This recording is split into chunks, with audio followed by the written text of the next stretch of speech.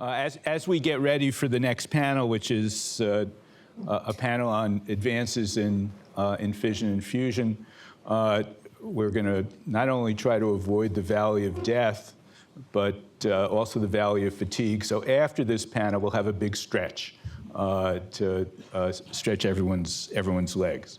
I'm going to give very brief introductions so that we can keep up the time that we need. So on the fission front, we have Jacopo Bongiorno, Professor of Nuclear Science and Engineering, Director of the MIT Center for Advanced Nuclear Energy Systems, Director of Science and Technology, the MIT Nuclear Reactor Laboratory. Then we'll have Harlan Bowers, the President of X Energy, which is developing a next generation fission technology. Then Ann White, a fusion expert, the professor and head of the Nuclear Science and Engineering Department at MIT. And finally, Earl Marmer, the head of magnetic fusion experiments, the MIT Plasma Science and Fusion Center. And the way we're going to run this is I'm going to ask questions, but I think I'll sit down with you people.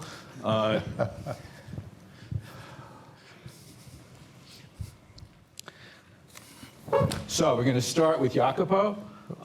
Jacopo, a little over a year ago, you published the results of an MIT study that you led entitled The Future of Nuclear Power in a Carbon-Constrained World.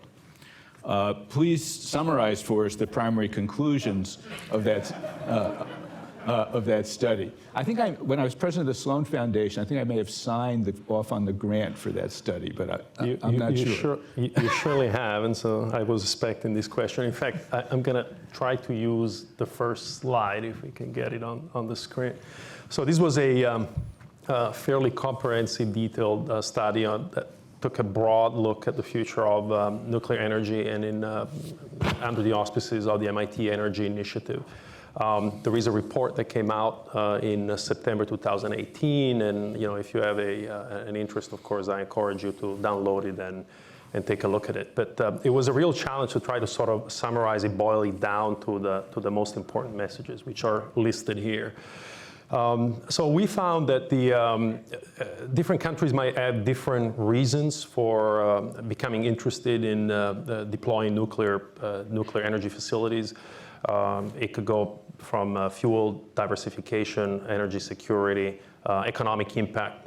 These nuclear power plants tend to employ a lot of people, well-paid jobs, local tax payments, and so on. But the main driver that could justify a growth of nuclear energy on a global scale, we found it's the potential contribution of nuclear to the decarbonization of the economy, in particular the electricity sector, which is where we started. This becomes particularly true if one looks at deeply decarbonized scenarios in which the presence in the energy mix of a carbon-free, dispatchable energy source, such as nuclear, really can make a difference. And I can elaborate on this point when we go through the following slides. The second point is the factor that has been stifling the growth of nuclear, particularly in the West, but I would say on a global scale, as being cost, and in particular, cost of new nuclear power plants.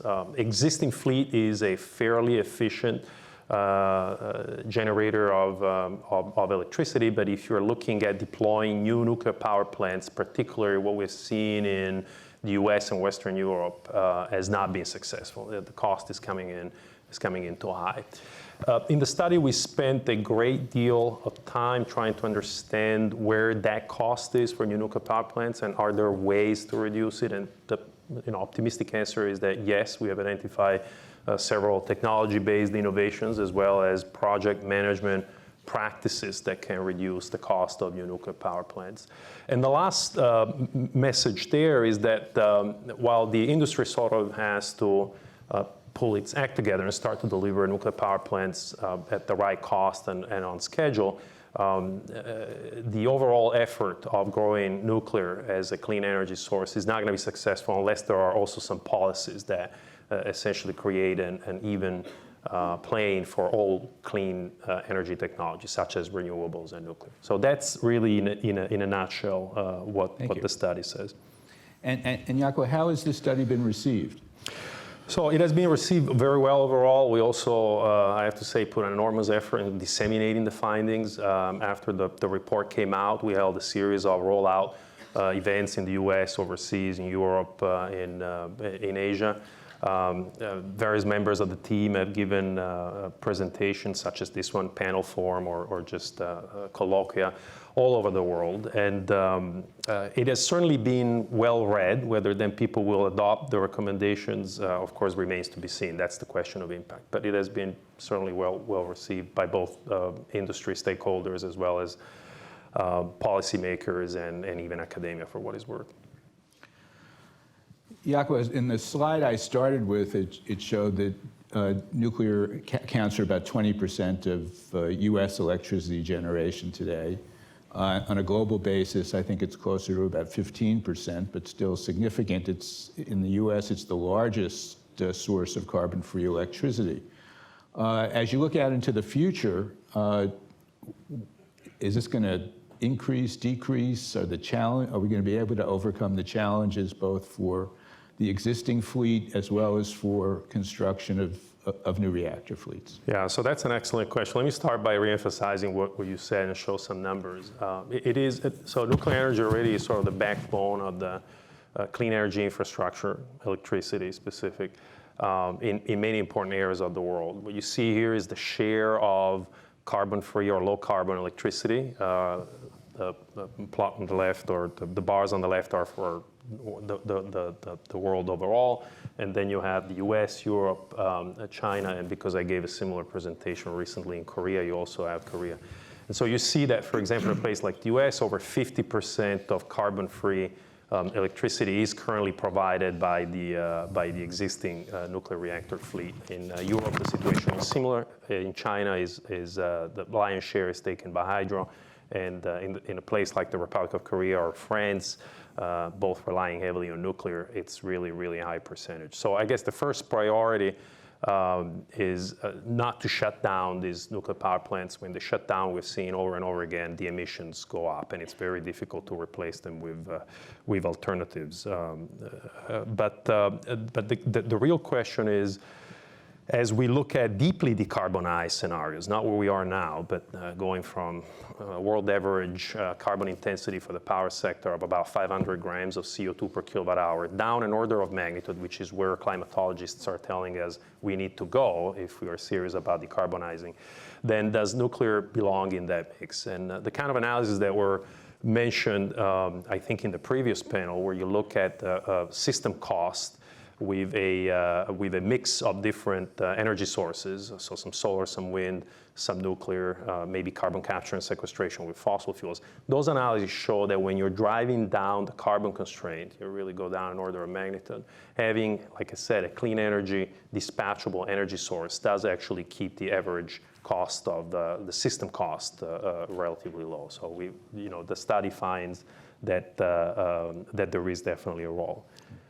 The second part of implicit in your question is, well, will that happen or not? And I already mentioned that the issue we think, the primary issue we think, is cost. And so maybe if I can bring up the next slide. Your first impulse might be to think that, okay, what we need is radically new nuclear technologies. Certainly new reactor designs of the type of, for example, Harlan will talk about, do bring to the table certain attractive features, maybe a better safety profile, maybe the ability to operate at a higher temperature and therefore serve new markets beyond electricity. But there are also some innovations and practices that can be implemented across the whole spectrum of reactor technologies that have the potential to reduce cost. And some are absolutely obvious: standardization and multi-unit sites. If you have the same sort of workforce and the same companies build the same nuclear power plants over and over again, the costs come down. There is evidence of that, particularly in Asia. Others are less obvious. For example, the use of advanced concrete technology. A lot of the cost of a new nuclear power plant actually is associated with reinforced concrete, which requires the erection of a rebar cage, formwork, then you drop the concrete, strip off the formwork. All of that takes a lot of labor, a lot of time, and a lot of cost. And if you can use advanced concrete technologies that either reduce the amount of material or reduce the amount of labor that goes into constructing those structures, then there is a potential for reducing the cost there. A third that I'm going to mention, everybody's favorite, you might have heard modularity or modular construction. The idea there is not to assemble components and systems at the site, but pre-assemble them in factories, which are much higher productivity environment, more efficient environments in which to build things, and then bring larger modules to the site and more connecting them as opposed to assembling them over there. Now, there is no assurance that this mix of approaches will reduce cost, but there is some evidence, particularly in other industries, that these approaches have worked. And frankly, given the negative experience in the nuclear industry in the West, we think that these are recommendations that should be pursued. Before I go on to Harlan, I'd like to take one question from the audience. Can you discuss how nuclear power generation will handle nuclear waste in a sustainable way in the future? Jacopo. Oh, I'm sorry. I thought you were moving on to Harlan. Before we. Wishful thinking.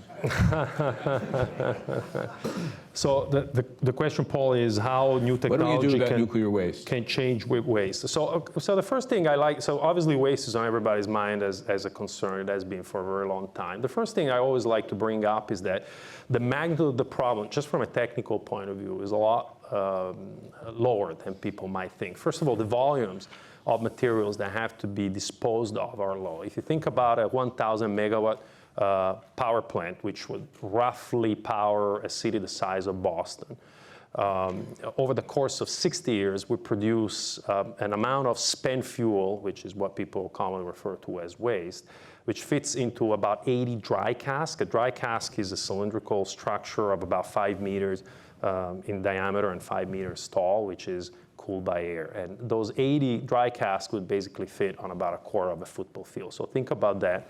All that it's left of in terms of long-term waste is about 80 such dry casks. And they are fairly straightforward to handle, and they have about a lifetime of 100 years. And if in 100 years you haven't found a more permanent solution, such as underground storage, you can basically move the fuel to dry casks that are new, and then you can continue to do that. So we feel that solution is sustainable, is cheap, and safe. Now, I think ultimately you probably want to have a permanent repository, and the approach that has been considered and pursued in many different countries is a geological repository. So basically you put the spent fuel underground, either shallow or deep. No country has yet started to operate one such repository. The country that is closest is Finland. They have a location, they start excavation, they got the approvals, and I personally hope that within a few years we'll see the first permanent repository for spent fuel that's in Finland, like I said. So I'm indirectly answering your question. I don't think that the value of these advanced reactor technologies, the primary value is going to be in addressing the waste issue. Harlan maybe can tell you what he feels is the primary value proposition for the advanced technologies. We'll go on to that next. Harlan, your company is developing an innovative new HTGR reactor. Could you describe the technology and what you see as its advantages and maybe disadvantages? Yeah, so let me start with some definitions if I can. I know there's at least a couple nuclear engineers out there, but I assume we're not all nukes. So current light water fleet, 96 reactors in the United States and many more around the world are deemed generation 3 reactors. NuScale, as well as Westinghouse has the AP1000. NuScale has developed their integrated light water reactor called Generation 3 Plus, because it does have some modularity associated with it, and it also has some passive safety systems that have been incorporated into it. There's a new class of reactors. I would say they're coming into their own now, but the technology has been around for decades. referred to as Generation 4 reactors. And so the common features of the Generation 4 reactors are modularity in terms of design and construction, the ability to operate without water, either as a moderator or as a coolant, and the ability to address markets other than pure electricity generation. So process heat applications for manufacturing. So Generation 4 reactors, advanced reactors, also referred to as, and there are 3 or 4 different families of these advanced reactors. Fast reactors, molten salt reactors. There are some liquid metal cooled reactors, and then the one that's fondest to us at X Energy is something called the high temperature gas cooled reactor. And so, as implied, molten salt uses a molten salt to cool the reactor. In our case, we use helium. And so the concept is in whose control? Would you mind passing that over to me, Jacopo? There you go. I assume it's the big button in the center. No, you're up there. I got a big 0. Go back. Go back. There you go. Oh, very good.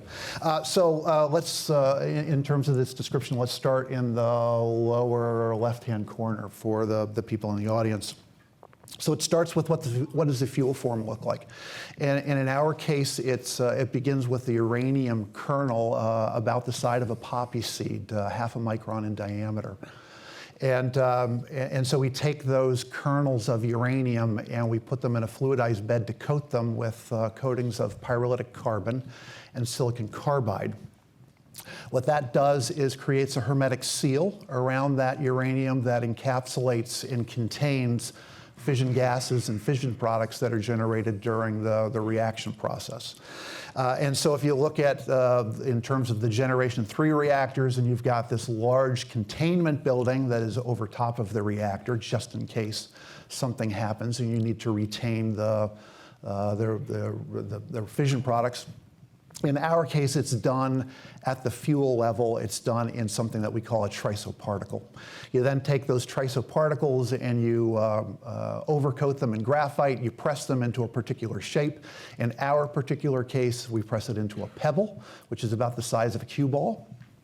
That is our fuel form. Very hard, very difficult to break.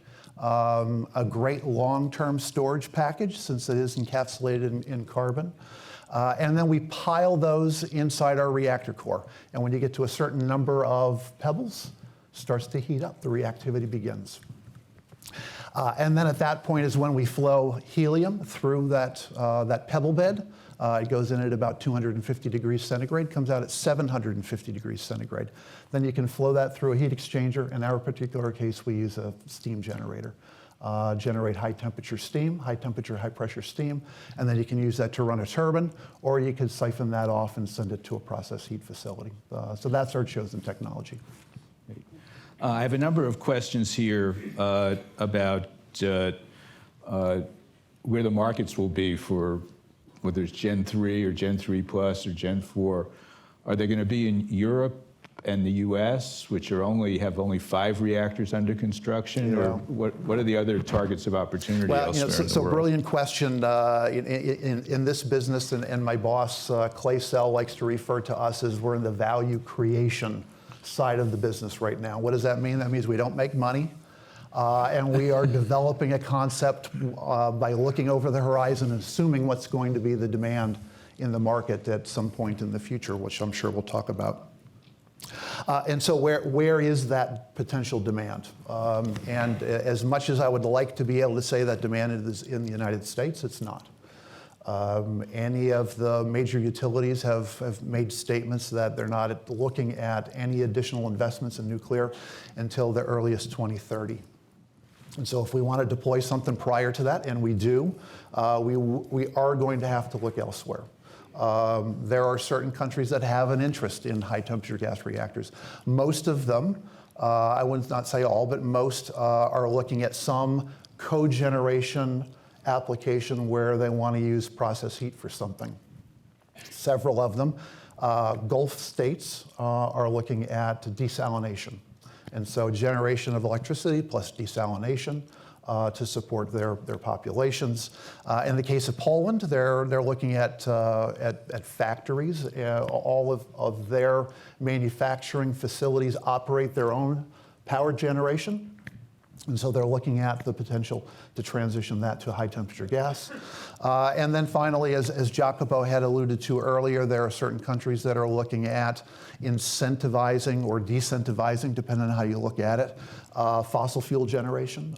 Canada is one, and they're looking at coal-fired plants and scaling those out and looking at the alternatives to scale. And so a long-winded answer to your question is Gulf states, Poland, Canada, and of those, I would say Canada is probably the strongest candidate at this time. And how about China?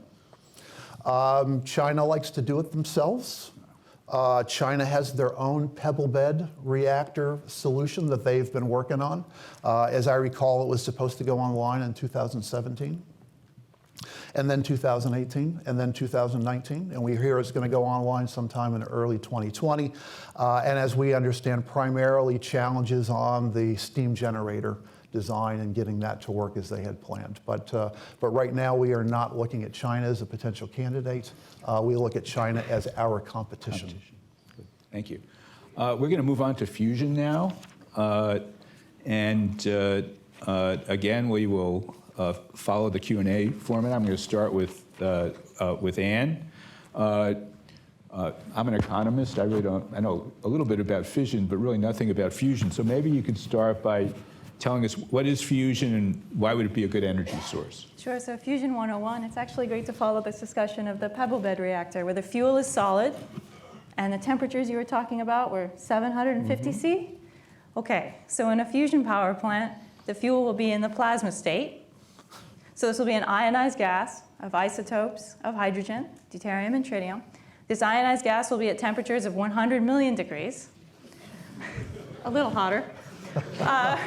Densities of about 10 to the 20 particles per meter cubed. So how are we holding this really hot plasma together? Well, we're holding it together with magnetic fields. The ionized gas, the particles are charged, so we can hold the ions and the electrons like we would hold beads on a string. The magnetic field is a string. Where we put this very strong magnetic field, the particles will follow. Strong magnetic fields, we're talking about maybe 1 to 10 times the field you'd experience in an MRI machine, 1 to 10 Tesla. And so why this would be a really good idea is these fuel I talked about, the isotopes of deuterium and tritium, can be extraordinarily abundant. And this would also produce very clean energy. Deuterium we can source from water in the oceans. Tritium would have to be created, but we have methods of doing that. And one method would be using lithium, which has very abundant resources that are land-based as well. So in the deuterium-tritium reaction in the plasma, the D and the T come together, and they produce a helium nucleus and a very high-energy neutron. That very high-energy neutron will come out of the plasma because it hasn't got a charge, and we're going to convert that kinetic energy of this very high-energy neutron into heat, and then get back to traditional technologies like creating steam, running a turbine, and producing electricity. So fusion's good. Clean, abundant fuel. And also, the fusion power plants we envision would fit into existing infrastructure and use these existing energy conversion technologies. That sounds great. What challenges are you facing? Well, if anyone knows how to really hold this hot plasma together, let me know. But it's not a joke because we do this all the time. In fact, up until 3 years ago, we operated an experimental device here at MIT called Alcator-CMOD. It was a tokamak. That's a sort of a word that comes from Russian acronyms to describe a toroidal chamber with very large electromagnets that are arranged in a circle to create the confining magnetic field to hold our plasma together. So we've actually been able to surmount this challenge of confining a plasma for many, many years. And so we really know how to do that. So there's some existing sort of technical issues that I can get into if you'd like. And some of this Earl will also address. What are the most important technical issues? So the most important technical issues, sort of from our perspective, is power handling. So basically, you've got an extremely hot plasma, like we talked about, and you've got a vessel, which is made out of typical materials, and ideally materials that have high melting temperatures, but no material can stand up to 100 million degrees. They even have trouble standing up to 700 degrees C. So actually being able to build this device so that it can survive the power deposition that will happen as the plasma interacts with different sections of the walls is really, really important. And I think, yeah, power handling is up there. So surface power handling. The other big issue is we would like this plasma to persist, right, in steady state for a very long time. However, off-normal events do occur. These are called disruptions in our field. They happen for a variety of reasons that we're studying. Understanding how to predict them and mitigate their effects is another big issue.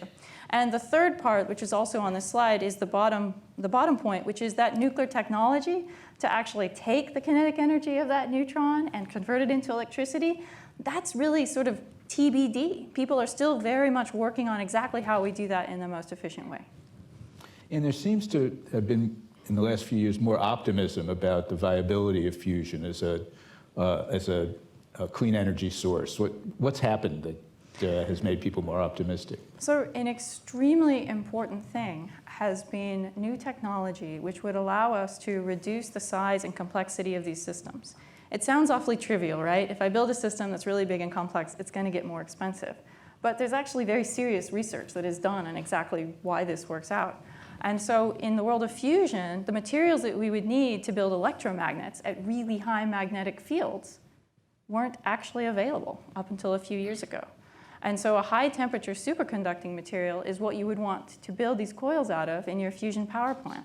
And this has been the new, really emerging and very disruptive technology which shows us how we can make the system smaller. Because when you go to a much larger strength magnetic field, all those little beads on the string are held much more tightly to the string. And they can't possibly move as far away from the magnetic field lines. And so you can actually get more particles into a smaller volume and therefore build a smaller power plant. Thank you. And let me turn to Earl. Can I have the controls? Absolutely. Sure. Yeah, thanks. It's that's the advanced button. Okay, the big one. The big one. Got it. Earl, the whole world seems to be working on fusion. There are a number of different technologies. Can you tell us about what the leading global projects are? Sure, so if I could have that first slide up again, it might be helpful for talking about this. There have been, over the last decades, more than 100 tokamaks, and they are the leading technology for confining plasma with magnetic fields that have operated around the world.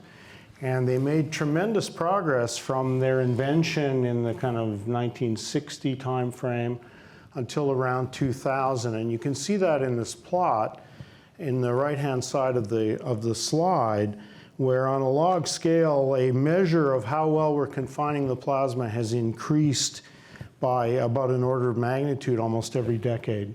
And it's actually faster than Moore's law. So what happened in the year 2000?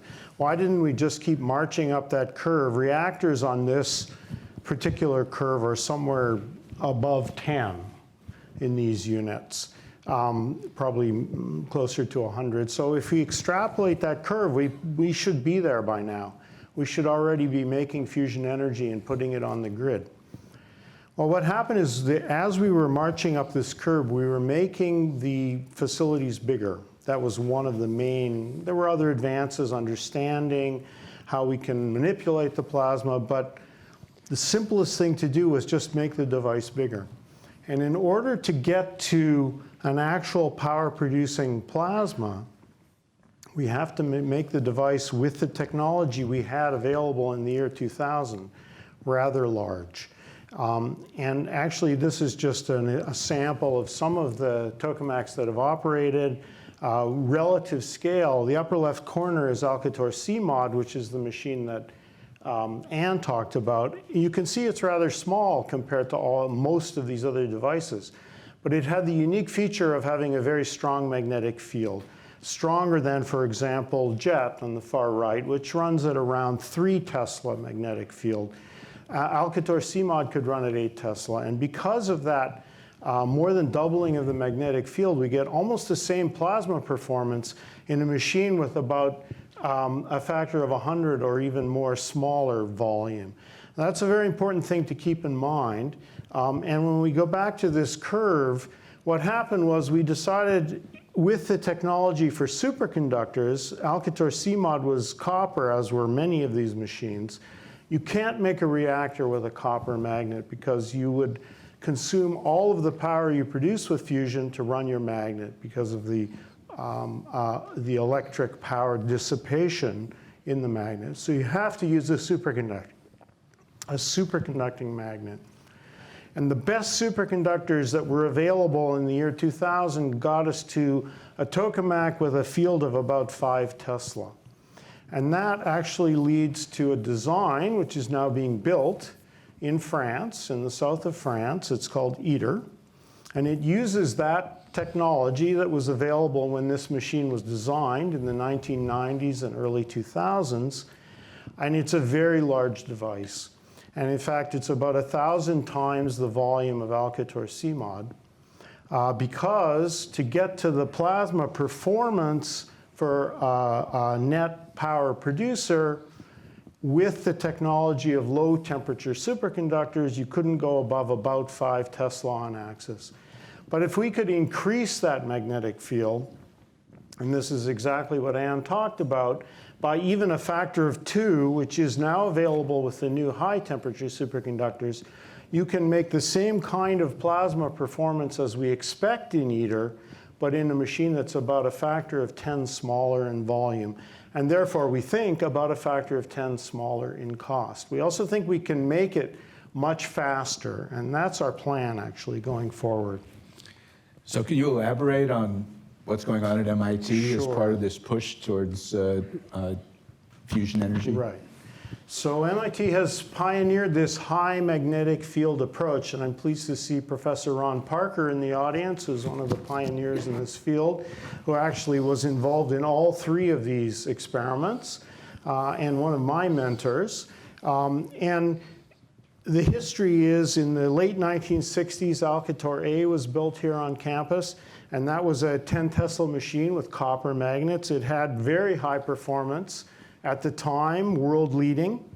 And then a larger device, slightly larger device at slightly higher field was built in more or less the same location on Albany Street in the northwest part of the campus. And it was the first to achieve the Lawson product, which is density times the time you can find the plasma energy, which is required for fusion gain. It didn't quite do it at the temperature that you need, the plasma temperature, but it was close. Then we designed and built Alcator CMOD, which we ran for about 20 years. And it had many major firsts, including the current and still world record holder for plasma pressure in any tokamak, greater than 2 atmospheres, which is getting close to what you need for a reactor. But what comes out, and we're also in continuing, CMOD completed its, most of its research in 2016, and we turned to collaborations around the world to continue to push the technology. But perhaps even more exciting is what we're doing now in cooperation with a private company. And this is something relatively new in fusion. Almost all the fusion research that's been done up to now has been government funded around the world. And that's been true in the US too. But now there are private industries with private investors who actually see a future for the development of fusion energy that are coming into the game. And MIT has formed a very strong partnership with one such company, Commonwealth Fusion Systems, which was founded a little over a year ago, mostly by people who are graduates of our program. It's privately funded. It's working collaboratively with us, funded mainly through the Energy Initiative, the MIT Energy Initiative. And what we're doing now is we're taking what we've learned from Alcator CMOD and from all the other worldwide research, and we're pouring right now our technology development into making these high temperature superconductors into a magnet that can actually be used for fusion.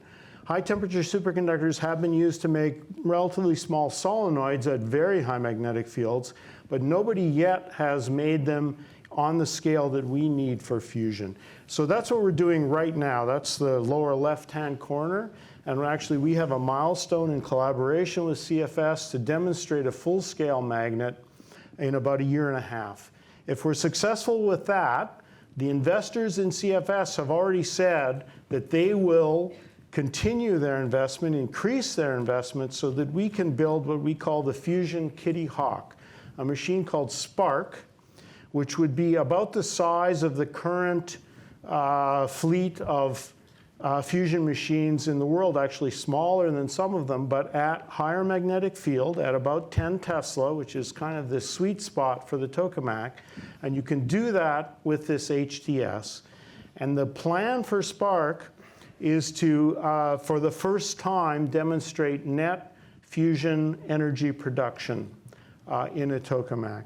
And fusion power greater than 50 megawatts. And to scale, you can see how much of a scale up it is.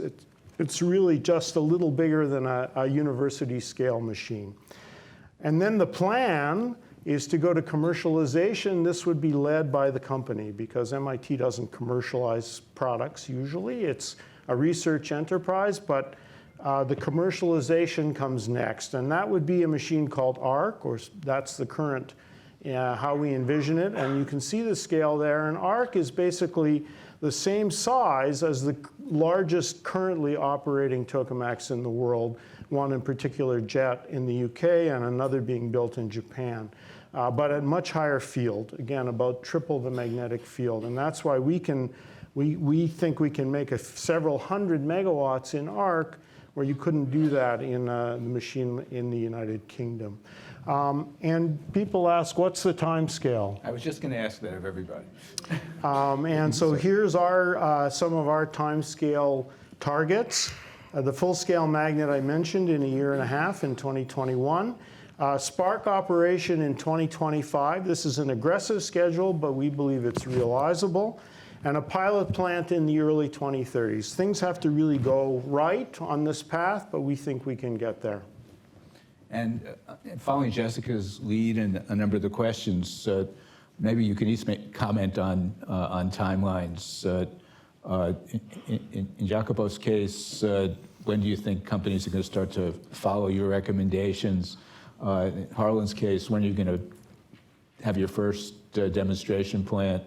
When are we going to produce net energy with fusion? And when are we going to be able to produce steam and electricity with fusion? So very quickly. How about if I start? Is that okay? Yeah. So I spent a couple hours in a meeting yesterday looking at baseline schedules, highly aggressive schedules, conservative schedules to get to a first demonstration plant construction. And the timeline that I thought was optimistic but realistic is 2027 timeframe. And I'll say that those different timelines, as early as 2026, as late as 2028, 2029, has a lot to do with the regulatory environment that you are looking to build in. Is it a DOE not license, but authorization to operate? Is it a design certification from the NRC? The Canadian regulator has a different regime that they use. Now, let me also step forward and say Department of Defense has taken an interest in very small transportable reactors for military applications, and they believe it can be done in a 4-year timescale. So starting in 2020 with a demonstration reactor in 2023. Now, I will comment that in order to do that, there is no regulatory requirement associated with that reactor. So it'll be a sporty job. Any other comments on timelines? Yeah, I would say here the big divide is between countries that have been continuously building nuclear power plants and countries that were on a pause, so to speak, for decades. And in the first group, you have China, South Korea, Russia, India to an extent. And the second group, unfortunately, you have the US and Western Europe. And we've seen high-profile projects, multi-billion dollars, ballooning both in terms of schedule as well as projects in the West, not as much in Asia. So the short answer is in places like Asia and so on, these new technologies are basically becoming commercial on a much shorter schedule than in the US. In the study, we have used the word atrophy for the industry. I mean, really, a lot of the issues associated with the construction of these new plants is related to the fact that these companies have not really built it for a long time, and they've also made some other mistakes that I can comment. So. Okay, well, to stick to our time, this was really an interesting discussion. There's lots more to dig into, and I hope people will take the opportunity afterwards either to meet with you or to read up more about it. But please join me in thanking this panel for their excellent presentation.